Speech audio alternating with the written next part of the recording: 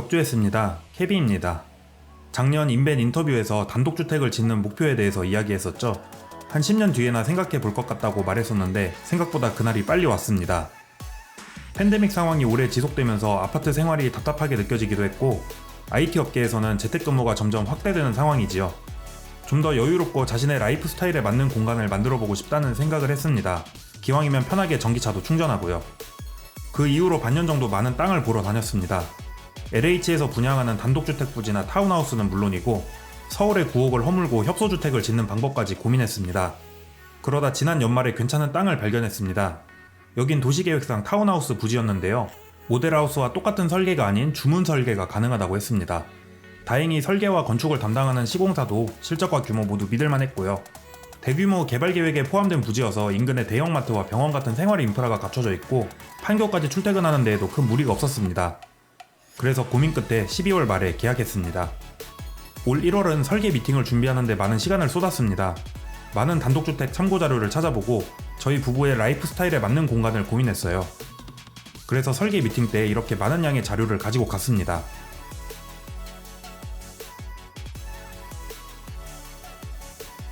덕분에 설계 미팅은 빠르게 끝났고 2주쯤 뒤에 이렇게 평면도를 받게 되었습니다.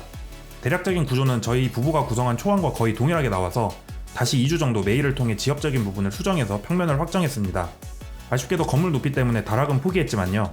그래도 다음 단계인 인명 구성을 하기 전에 대략적인 집의 모습을 만들어 보기로 했습니다. 저에게 가장 익숙한 도구인 파키텍트로요. 우선 저희 집이 놓일 부지를 구성했습니다. 부지 앞뒤로 도로가 놓이고 진입로는 북쪽 방향입니다.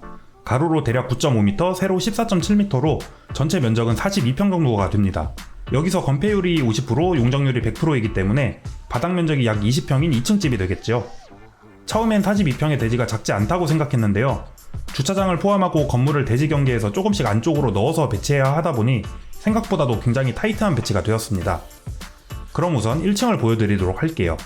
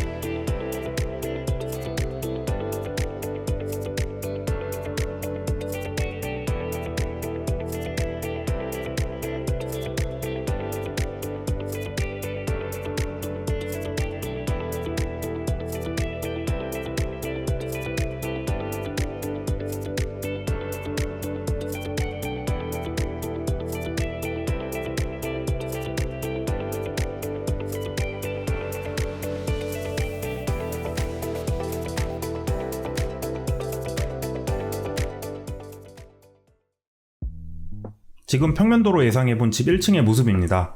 평면도에 표기된 건축면적은 약 18.8평이고요. 최대한 수치를 맞춰서 작업을 했지만 어쩔 수 없이 약간 오차가 있으니 감안해주세요. 여기에서는 한 칸을 1m로 계산을 해서 실제 게임보단 좀 큰 모형이 되었습니다. 아직 외부 조경은 어떻게 할지 결정은 되지 않았는데 대략적으로만 구성을 해봤습니다. 그러면은 외부부터 하나씩 살펴볼게요. 이 북쪽 도로에 접한 부분이 주차장이 됩니다. 2대를 주차할 수 있는 크기고요. 저는 지금 차가 없지만 폴스타2를 사전 예약해둔 상태라서 크기를 가늠할 수 있도록 이렇게 배치를 해봤습니다. 생각해보니 전기차 충전기를 설치할 곳도 미리 마련을 해둬야겠네요. 차를 세우고 옆으로 들어오면 이렇게 비를 피할 수 있는 포치 공간이 나옵니다. 기초 콘크리트를 50cm 높이로 타설할 예정이라서 이렇게 계단으로 올라가야 하고요. 이 포치의 바깥쪽 부분은 적산목 루바로 가려질 예정입니다. 집을 설계할 때 가장 중요하게 생각한 부분이 프라이버시 보호였기 때문에 집을 드나드는 모습이 가려지도록 이런 식으로 구성해봤습니다. 그 다음에 현관문이 있습니다. 실제로 견적에 포함된 제품과 최대한 유사하게 만들어봤고요. 이 안쪽에는 현관이 있습니다. 작은 채광창이 있는데 이 창이 도로 방면으로 나 있는 유일한 창문입니다. 그 옆에는 신발장을 설치할 예정이고요. 포치와 일관된 톤으로 이런 루바 느낌의 도어를 적용하려고 합니다. 현관 타일은 아직 확정하지 못했는데 약간 거칠고 질감이 드러나는 타일을 선택하려고 합니다. 이제 중문을 통해서 집 안쪽으로 들어와 보죠. 1층은 손님을 맞이할 수 있는 퍼블릭한 공간으로 구성했습니다. 응접실 역할을 하는 큰 주방과 식당 공간이 메인이 되고요. 현관과 이 식당 공간을 잇는 긴 복도에 방 하나와 계단 그리고 욕실이 붙어 있습니다. 우선 복도 공간을 먼저 볼까요? 복도는 길이가 총 5.9m인데요. 대지가 좁고 길다 보니 이렇게 긴 복도가 나올 수밖에 없더라고요. 그래서 한쪽 벽면 전체를 붙박이장으로 구성해서 수납 공간으로 활용하려고 합니다. 이 남동쪽을 향한 창과 소품을 놓을 수 있는 작은 선반을 제외한 나머지는 전부 붙박이장이고요. 1층 층고를 3m 정도로 계획하고 있어서 천장 끝까지 수납 공간이 들어갈 예정입니다. 다음으로 입구에서 가장 가까운 방을 보시죠. 여기는 저희 부부의 홈짐으로 사용될 공간인데요. 적당한 풀업이 없어서 일단 빈 공간으로 두었습니다. 여기에는 러닝머신 한 대를 놓고 프리웨이트가 가능하게 바벨을 포함한 몇 가지 운동기구를 둘 생각입니다. 이 모형에는 보이지 않지만 시스템 에어컨을 천장에 설치할 예정이고 환기창도 구현이 되어 있습니다. 그 옆으로는 2층으로 이어지는 계단이 있고 이 계단 하부에 게스트 욕실이 위치하고 있습니다. 저희 부부의 생활 공간은 2층에 집중되어 있어서 이 공간은 거의 손님만 이용하게 될 것 같아요. 그리고 복도를 따라 쭉 내려오면은 이 주방과 식당 공간으로 이어지게 됩니다. 보통 집이라면 이 공간이 거실과 함께 붙어 있을 텐데요. 저희는 제한된 공간에 홈짐을 만들려다 보니 소파와 TV가 놓일 큰 공간을 만들 수가 없었습니다. 그래서 과감하게 식당 공간을 크게 만들어서 응접 기능을 하도록 하고 소파와 TV는 조금 뒤에 보여드릴 2층에 배치하기로 했습니다. 우선 주방 공간부터 설명을 드릴게요. 벽 쪽에 지금 사용하고 있는 냉장고가 위치하고요. 그 옆에는 냉장고에 맞춘 키 큰 장 한 칸이 들어갑니다. 이 옆으로 주방 공간이 이어지는데요. 실제 주방 수납장 문폭에 맞게 상하부장에 도어 개수를 배치해봤습니다. 상부장은 45cm 폭으로 도어 5개로 구성이 되어 있고 하부장은 같은 폭의 도어 4개로 구성이 되어 있습니다. 도어 2개 폭에 맞게 백조 사각볼 싱크가 위치해 있는 모습이고요. 가운데에는 인덕션과 식기세척기가 위치합니다. 양쪽에는 25cm 폭의 서랍장 2개가 들어가고요. 아일랜드 쪽에는 이렇게 빌트인 오븐과 45cm 도어 2개가 있죠.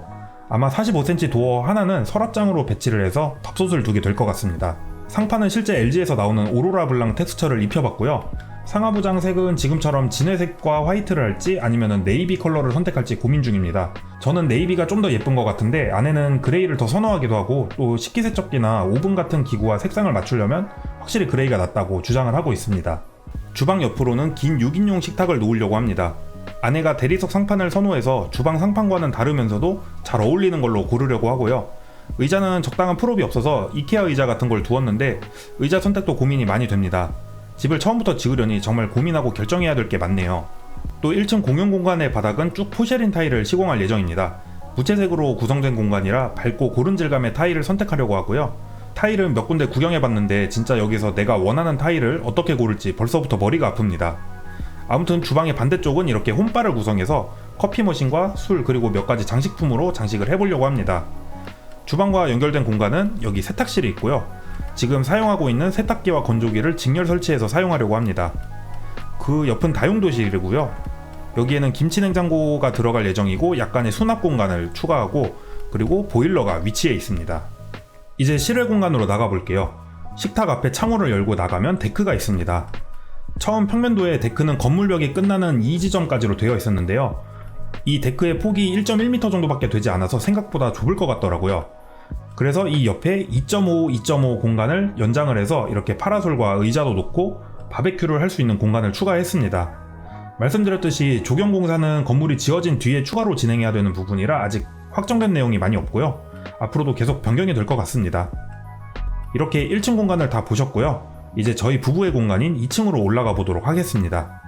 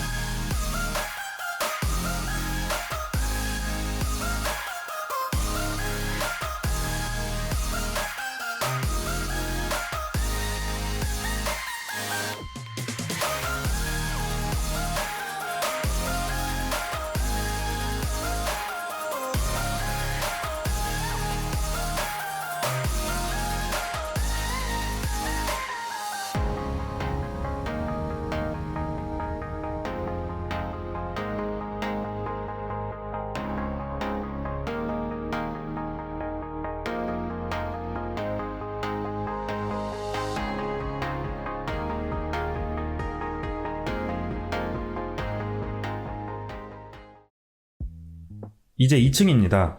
2층은 저희 부부가 대부분의 시간을 보낼 프라이빗한 공간입니다. 계단과 복도를 중심으로 좌우로 두 공간으로 나눠지는데요. 우선 침실 공간을 보도록 하죠. 침실은 온전히 수면에 집중할 수 있도록 창도 한쪽에만 내고 간소하게 구성했습니다. 도로 쪽에 부속실들을 배치하고 창문 맞은편에는 붙박이장을 설치해서 외부 소음을 차단할 수 있도록 했어요. 여기에는 지금 저희가 사용하고 있는 퀸 사이즈 침대가 들어가고요. 옆에 넓은 공간이 비어있는데 여긴 안마의자를 추가로 구입해서 배치할 예정입니다. 온전히 휴식을 위한 공간이 되겠죠? 침대 맞은편에 문을 열고 들어가면은 건식 세면대가 나옵니다. 아내가 사용할 파우더 룸이고요. 우측에는 샤워 공간이 포함된 욕실이 위치합니다. 내부 공간에 조금 여유가 있어서 수납장은 이쪽에 하부장으로 배치를 해도 될 것 같아요. 반대쪽에는 드레스룸이 있고요. 시스템장의 규격을 고려했을 때 이렇게 기역자 배치가 될 것 같습니다. 그리고 남는 이쪽 벽 공간에 추가로 수납장을 둘 수 있을 것 같고요. 이제 아래쪽으로 가봅시다. 2층에도 이렇게 짧은 복도 공간이 있어서 수납장 겸 윈도우 시트를 배치하려고 합니다. 2층 바닥은 이렇게 전체를 밝은 색의 마루로 채우려고 하고요. 이쪽을 보시면은 여기에도 건식 세면대가 하나 또 있고 안쪽에는 욕조가 있는 욕실이 위치해 있습니다. 저희가 맞벌이 부부다 보니까 출근 시간에는 이렇게 각자 욕실을 사용하는 게 편해서 2층에도 욕실을 2개 배치했습니다. 그리고 2층 가장 안쪽의 공간은 저희 부부의 홈오피스입니다. 이 공간은 가로가 5.4m, 세로가 4.5m로 방 2개로 나눠서 사용할 만한 넓은 크기인데요. 저희 부부는 이곳을 함께 사용하는 하나의 큰 방으로 만들었습니다. 저희 둘 모두 PC 한 대, 그리고 모니터 2대, 또 노트북 한 대씩을 각자 쓰고 있어서 이렇게 넓은 책상 공간이 필요하고 재택근무를 할 때나 같이 게임을 할 때도 자유롭게 대화할 수 있도록 고려한 결과입니다. 또 지금 집에는 거실에 TV와 소파가 있고 방에 컴퓨터가 있어서 두 공간을 자주 오가는데요.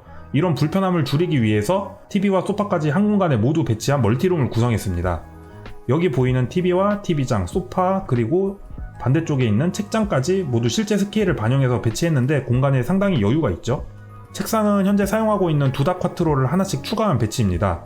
여기에는 모니터 2대만 올라갔지만 실제로는 스피커나 추가 노트북 같은 다양한 잡동사니가 더 올라가겠죠. 여기에 추가로 들어갈 물건은 삼성 큐브 냉장고가 있습니다. TV를 보다가 맥주나 음료수를 가지러 1층에 내려가려면 귀찮을 테니까 여기에 갖춰주면 딱 좋겠죠? 소파 뒤쪽에 이 공간에는 아내가 장식장을 두려고 계획 중입니다. 저는 이런 소품들이 별로 없는데 아내는 이런 작은 소품들이 많아서 여기에 거대한 컬렉션을 만들고 싶어하는 것 같습니다. 여기까지가 2층 공간이었습니다. 2층은 1층보다 조금 더 큰 21평이고요. 평면을 설계할 때 가장 많이 고민을 했습니다.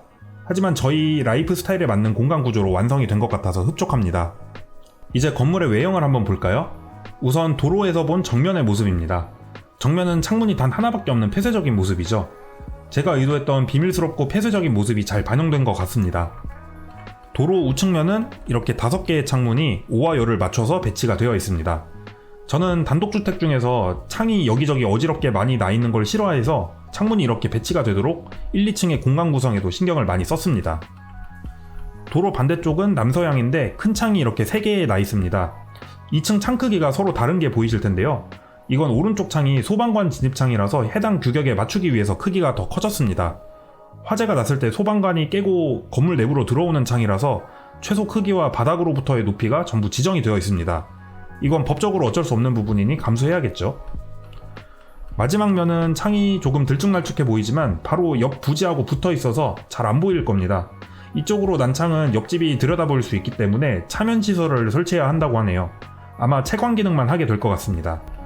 이제 지붕면을 덮어볼 건데요. 처음에 잠깐 얘기했지만 저희 집에는 다락이 없습니다. 건물 높이를 9m에 맞추려고 하다 보니 다락의 가장 높은 부분이 1.1m밖에 되지 않을 거라고 해서 과감하게 빼버렸습니다. 건물 높이가 9m를 넘으면 단열재나 창호와 관련된 추가 규제가 적용되어서 건축비가 더 많이 오른다고 하더라고요. 아쉽긴 하지만 복도를 최대한 활용해서 수납 공간을 많이 만들었으니 공간이 부족하게 느껴질 것 같지는 않습니다. 그러면은 이제 지붕을 올린 집의 최종 모형을 보도록 하죠. 기본 지붕을 적용한 집의 모형입니다. 저희 집은 목구조이기 때문에 빗물이 고이지 않는 징크 경사 지붕을 적용할 거고요. 추후에 태양광 발전판을 설치할 수 있도록 남쪽으로 경사를 냈습니다. 굉장히 단순하고 소박한 형태로 완성이 될 것 같은데요. 저는 더 단순한 형태를 원해서 다른 버전도 준비해봤습니다. 이렇게 지붕의 높은 쪽까지 외장재를 연장할 수도 있는데요. 지면에서 봤을 때에는 육면체 건물처럼 보이겠죠? 완전한 평지붕은 아니지만 인면이 더 심플하게 보일 것 같아서 이런 형태도 같이 고민하고 있습니다. 이 모델에 반영되지 않은 건 건물의 외장재인데요. 우선 오염에 강하고 관리가 편한 세라믹 사이딩을 사용하기로 했습니다.